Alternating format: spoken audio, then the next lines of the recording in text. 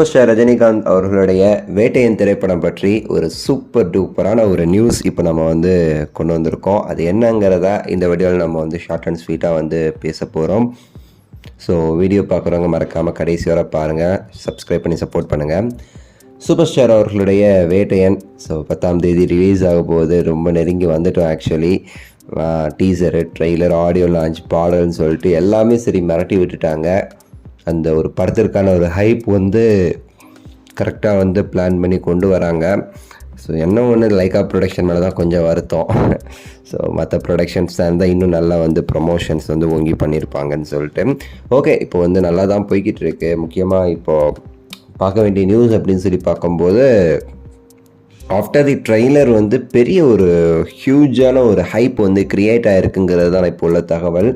பல இடங்களில் இந்த படத்திற்கான ஹைப்பை காமிக்கிற மாதிரியே சரி டிக்கெட் புக்கிங்ஸ் போய்கிட்டு இருக்கு. இன்னும் உங்கள் புக்கிங்ஸ் ஓப்பன் ஆகிட்டே இருக்குது.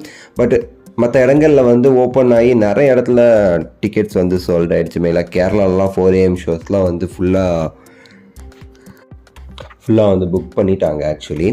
ஸோ இந்த படத்துடைய அந்த ட்ரெய்லருக்கு அப்புறம் இது வேறு மாதிரி பேசப்பட்டு ஒரு சூப்பரான ஒரு ஹைப்பில் போய்கிட்டு இருக்கு. ட்ரெய்லரில் நமக்கு கிளியராக புரிஞ்ச விஷயங்கிறது இது ஃபுல் அண்ட் ஃபுல் ரஜினி படமாகவும் இல்லாமல் டிஜே ஞானவேல் அவர்கள் அவருடைய கதையில் அவரோட ஸ்டைலில் ரஜினி ஸ்டைலை இன்க்ளூட் பண்ணி ஒரு கலக்கியிருக்காரு அப்படிங்கிறது நமக்கு க்ளீனாக புரிஞ்சிச்சு. இந்த ஆடியோ லான்ச்சில் அவர் பேசும்போது எனக்கு கண்டிப்பாக அனிருத் வேணும்னு சொல்லிட்டு அவர் சொன்னாருன்னு சொல்லிட்டு ரஜினி சார் சொல்லியிருப்பார். அதற்கு காரணம் என்ன அப்படின்னா, ஆல்ரெடி ரஜினி சார் சொல்லியிருந்தார்ல, நீங்கள் கண்டென்ட் படம் எடுப்பீங்க, எனக்கு ஏற்ற மாதிரி படம் வேணும்னு சொல்லும்போது கொஞ்சம் டைம் கொடுங்கன்னு சொல்லிட்டு இவர் போயிட்டு எல்லாம் ரெடி பண்ணிவிட்டு நான் பண்ணுறேன்னு சொல்லியிருப்பார்ல.